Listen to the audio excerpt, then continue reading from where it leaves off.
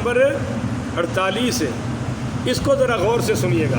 وَأَنزَلْنَا إِلَيْكَ الْكِتَابَ، اے میرے محبوب ہم نے آپ پر بھی کتاب نازل فرمائی ہے، بالحق، حق کے ساتھ، بولیے لا یاتیہ الباطل من بین یدیہ، اس میں دائیں سے بھی بائیں سے بھی باطل داخل ہو ہی نہیں سکتا۔ یہ الف لام میم کی الف سے لے کر والناس کی سین تک حق ہی حق ہے۔ بولیے حق ہی، کیوں حق ہے بھائی؟ انا نحن نزلنا الذکر وانا لہ لحافظون، اس کو نازل بھی ہم نے کیا ہے، اس کی حفاظت بھی ہم کریں گے، لہذا قرآن حق ہے۔ سارے بولیں جی قرآن مصدقا لما بین یدیہ من الکتاب، یہ بھی تصدیق کرتی ہے، یہ قرآن بھی تصدیق کرتا ہے ان تمام کتابوں کی جو اللہ نے پہلے نازل فرمائی ہے۔ وَمُهَيْمِنًا عَلَيْهِ، یہ قرآن ان سب کا محافظ بن کے آیا ہے۔ ہائے ہائے ہائے، بولو یہ قرآن ان سب کا، بھائی سارے ملنگ بھائی بولیں گے کہ یہ قرآن ان سب کا محافظ بن کے آیا ہے۔ ایک بار سبحان اللہ تو بنتی ہے۔ کیسے محافظ ہے؟ جو جو واقعات پچھلی کتابوں میں بیان ہوئے یہودیوں نے بھی بدل دیے اور عیسائیوں نے بھی، اور قرآن نے ان تمام واقعات کو صحیح صحیح بیان فرمایا ہے، اس لیے قرآن سب کا محافظ ہے۔ اب تورات اور انجیل میں ایسے ایسے کفر بکے گئے ہیں، داخل کیے ہیں یہودیوں اور عیسائیوں نے کہ الامان والحفیظ۔ اب تورات میں لکھا ہوا ہے کہ لوط علیہ السلام کی بیٹیوں نے اپنے باپ کو شراب پلا کر پھر ان سے بدکاری کرتی رہی ہیں، معاذ اللہ استغفر اللہ۔ کبھی کسی نبی کے بارے میں کچھ لکھا ہے کہ وہ شراب پیتے تھے، کسی کے بارے میں لکھا ہے کہ وہ فلاں اپنے فوجی کی بیوی پر عاشق ہو گئے تھے۔ قرآن مہیمنن، قرآن نے ان تمام نبیوں کی عظمت کی حفاظت کی ہے۔ جب سیدنا مریم سلام اللہ علیہا پہ تہمت لگی ہے تو ہمارے قرآن نے ہی تو ان کی حفاظت فرمائی ہے۔ جب حضرت عیسیٰ کو اللہ کا بیٹا بنایا گیا ہے ان کی عظمت کی بھی قرآن نے حفاظت کی ہے۔ تو یہ قرآن تمام کتابوں کا اور تمام نبیوں کی عظمتوں کا محافظ بن کے آیا ہے۔ وَمُهَيْمِنًا عَلَيْهِ، یہ ہم پر بھی محافظ ہے اور پچھلی کتابوں پر بھی۔ فَحْكُمْ بَيْنَهُمْ، اے میرے محبوب آپ جب بھی فیصلہ کریں اسی کے مطابق کریں، بما انزل اللہ، جو اللہ نے آپ پر نازل کیا ہے۔ سجے پاسے والے ہوڑی بول دینے۔ وَلَا تَتَّبِعْ أَهْوَاءَهُمْ، اور آپ ان کی خواہشوں کی اتباع نہ کریں۔ بولے ان کی خواہشوں کی اتباع، کوئی وڈیرا آئے، کوئی امیر آئے، کوئی غریب آئے، دولت مند آئے، کوئی پادری آئے، کوئی ربی آئے، کوئی بھی آئے، آپ نے ان کی خواہشوں کی پیروی حضور پہلے بھی نہیں کر رہے تھے، پر اللہ نے فرمایا ذرا اور پکے رہیے، ان کی نہیں ماننی۔ کیوں کہ اما جاءک من الحق، آپ کے پاس حق آ چکا ہے۔ بولیے بھائی آپ کے پاس حق آ چکا ہے، اور جس کے پاس حق ہو اس کو باطل والوں کی ماننے اور سننے کی ضرورت نہیں۔ اب رہا یہ کہ مذہب تو اللہ نے بھیجے، بولیے کتابیں بھیجنے والا کون ہے؟ نبی بھیجنے والا کون ہے؟ تو یہ امتیں جدا جدا کیوں ہیں؟ مسلمانوں میں اتنے فرقے ہیں کہ شیخ عبد القادر جیلانی نے تو کافی سارے گنا کے وہ 72-73 والی حدیث کی گنتی بھی پوری کر دی ہے اپنی غنیت الطالبین میں۔ پھر کبھی بتاؤں گا۔ لِكُلِّ جَعَلْنَا مِنْكُمْ شِرْعَةً، ہم نے ہر ایک امت کے لیے بنایا ہے شرعہ، راستہ۔ بولیے کیا جی؟ یہ دینی راستہ مراد ہے، نشہرت تتلے علی دا روڈ مراد نہیں ہے، یہ ہے شرعہ۔ جو بھی قوم آئی ہے اور نبی آیا ہے، ہر قوم کے لیے ہم نے نبی کا راستہ واضح کر دیا ہے۔ وَمِنْہَاجًا، اور عمل کی راہ۔ منہاجہ کہتے ہیں راستے کو، منہاج کیا کہتے ہیں جی؟ تو فرمایا منہاجہ شرع طریقہ، منہاجہ راستہ، طریقہ راستہ، شریعت نبی راستہ، ہر امت کو عطا فرمایا ہے۔ رہی بات کہ یہ سب ایک کیوں نہیں ہوتے، تو وَلَوْ شَاءَ اللَّهُ لَجَعَلَكُمْ أُمَّةً وَاحِدَةً، اگر اللہ چاہتا تو ان سب کو ایک ہی امت بنا دیتا، کسی کی کوئی جرت علیحدہ ہونے کی نہ ہوتی، مگر اللہ نے کبھی کسی کو زبردستی مذہب نہیں عطا کیا۔ بولو، زبردستی کسی کو مذہب عطا، یہ تے محبت دے سودے نے، جیڑا آئے گا وہی پائے گا۔ آپ کی دکانوں پہ قرآن چل کے نہیں آئے گا، آپ بیٹھے ہیں تو آپ کو قرآن کا علم نصیب ہو رہا ہے، اور جیڑا قرآن نو کڈ کر جائے اللہ کہندا جا پھر، جے تینوں قرآن دی لوڑ نہیں تے سانو تیری بھی لوڑ ہے۔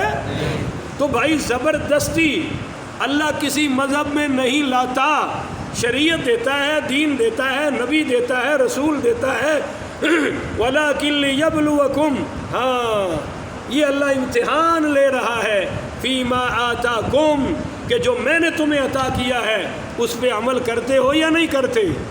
تو یہ زندگی امتحان ہے، نہیں بولو گے؟ دھکا اسٹارٹ مجمع، یہ زندگی امتحان ہے، بولو یہ زندگی، اور یہ دنیا امتحان گاہ ہے، اور ممتحن امتحان لینے والا اللہ ہے، اور پیپر مضمون یہ ہماری زندگی ہے، لا الہ الا اللہ ہے، محمد الرسول اللہ ہے۔ تو تم کیا کرو، مذہبی جھگڑوں میں نہ پڑو۔ ایک آدمی عالم ہی نہیں ہے، اس کو شرم آنی چاہیے، وہ فتویٰ دے رہے ہیں دوسروں پر کفر کا، شرک کا، بدعت کا، گستاخی کا، بے ادبی کا۔ زبانیں بند رکھو، علماء کا کام ہے، مفتیوں کا کام ہے، ہمارا کام نہیں۔ ہم کیا کریں؟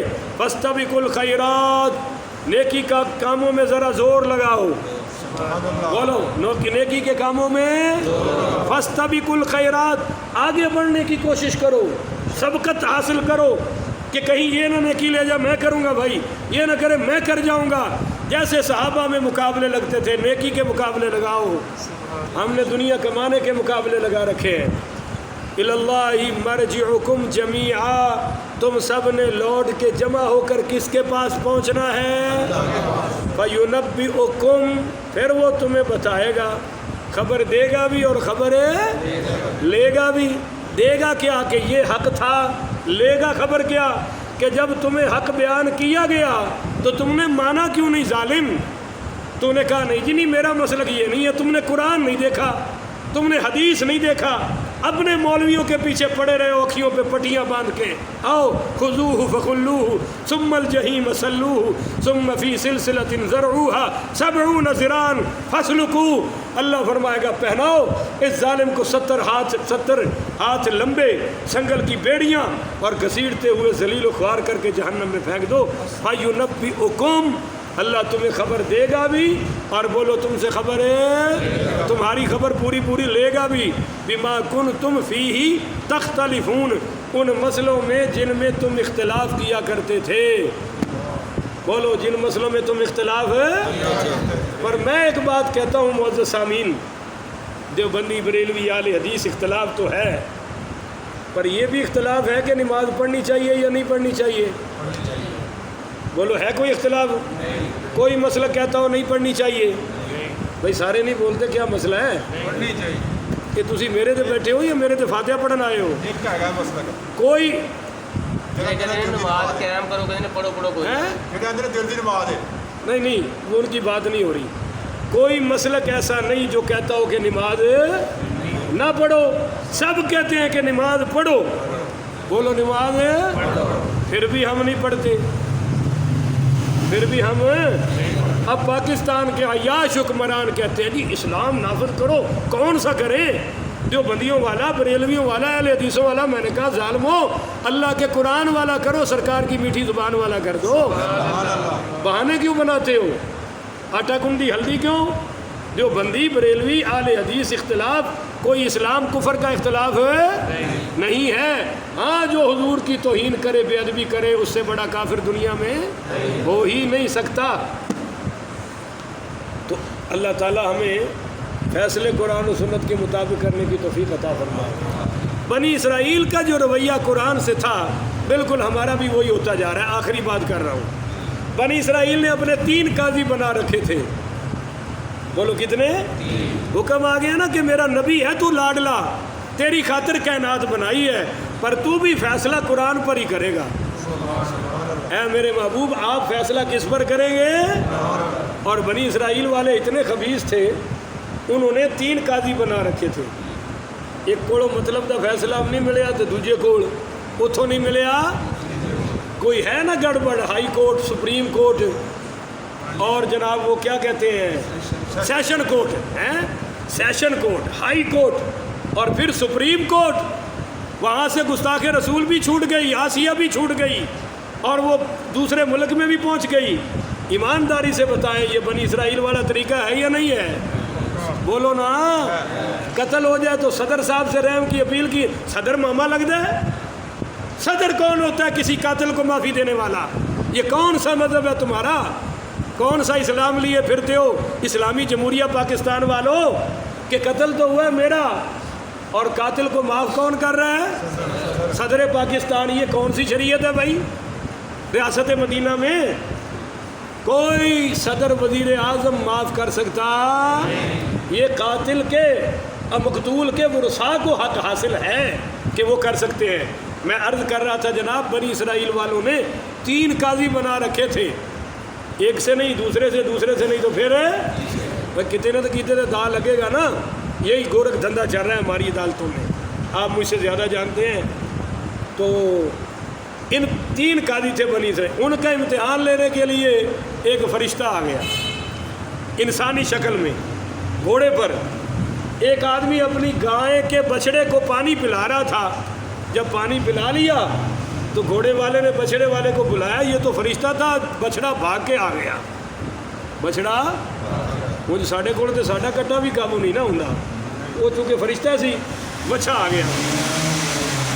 گائے والا اس بچڑے کو پکڑنے آیا تو اس گھوڑی والے نے کہا بھائی یہ تو میرا ہے۔ انہوں نے کہا اللہ کے بندے تیرا کیسے ہو گیا؟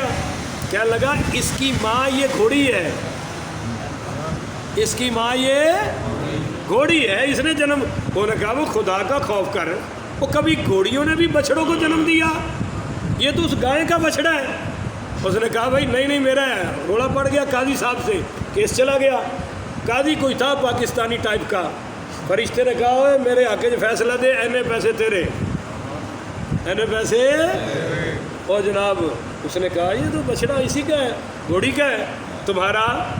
وہ دوسرے کے پاس کیس لے گیا، اس نے اس کو بھی رشوت لگا دی، اتنے پیسے دیے، کہا تم نے یہی کہنا ہے گھوڑی کا بچڑا ہے۔ اس نے کہہ دیا۔ اس نے کہا پھر تیسرا ایک اور ہے۔ جب تیسرے کے پاس مقدمہ گیا تو یہ صاحب بھی گیا جو فرشتہ انسانی شکل میں تھا، اس نے اس کو آفر کی اتنے پیسے دوں گا مقدمہ میرے حق میں فیصلہ کر دو۔ اس نے کہا جی میں فیصلہ نہیں کروں گا کیونکہ مجھے حیض آ گیا ہے۔ نہیں سمجھے ہو مجھے؟ تو یہ گھوڑی والے کہنے لگا خدا کے بندے تو کیسا قاضی ہے، تیری مت ماری گئی؟ وہ کبھی مردوں کو بھی حیض آیا؟ اس نے کیا کہتے گھوڑیاں نے بھی بچے جنم دیتے نے، وہ کہتے گھوڑیاں بھی بچے جمے نے، جے تیری گھوڑی بچہ جم سکتی ہے تو مینوں حیض کیوں نہیں آ سکتا؟ اگر مینوں حیض کوئی نہیں تو تیری گھوڑی نو بھی بچہ، یہ اس غریب نو واپس کر۔ اس نے کہا بھائی میں اللہ کی طرف سے فرشتہ تھا، مبارک ہو تجھے اللہ جنت عطا فرمائے گا، ان دونوں کو اللہ جہنم عطا فرمائے گا۔ سمجھ آ رہی ہے جناب؟ اس لیے اللہ اپنے محبوب کو حکم فرما رہا ہے آپ فیصلہ حق پر کریں گے۔ اگلی آیت بھی اسی مضمون کی ہے، کل انشاءاللہ آپ کی خدمت میں وہ پیش کروں گا کہ کچھ یہودی بڑے بڑے آئے اور انہوں نے کمال کی آفر دی۔ انہوں نے کہا سارے کلمہ پڑھتے ہیں، ایک گل کرو ساڈے نال، گل مکو تے ٹکو۔ کیڑی؟ انہوں نے کہا کوئی ساڈے کیس بھی ہے نے، ہر کیس دا فیصلہ ساڈے آگے ہونا چاہیے، اسی بھی کلمہ پڑھیں گے تو ساری یہودیت بھی کلمہ پڑھیں گے۔ حضور نے فرمایا نکلو دفع ہو جاؤ، میں جدوں بھی فیصلہ کراں گا حق تے کراں گا، نہ تواڈے کلمے دی لوڑ ہے تے نہ تواڈے جے ایمان دی لوڑ ہے، کوئی نہیں ہے، نکل جاؤ دفع ہو جاؤ۔ اس تے پھر اگلی آیت آئی ہے، یہ کل دا ساڈا موضوع ہوئے گا۔ اللہ ہمیں عمل کی توفیق عطا فرمائے۔ آخر ودعوانا ان الحمدللہ رب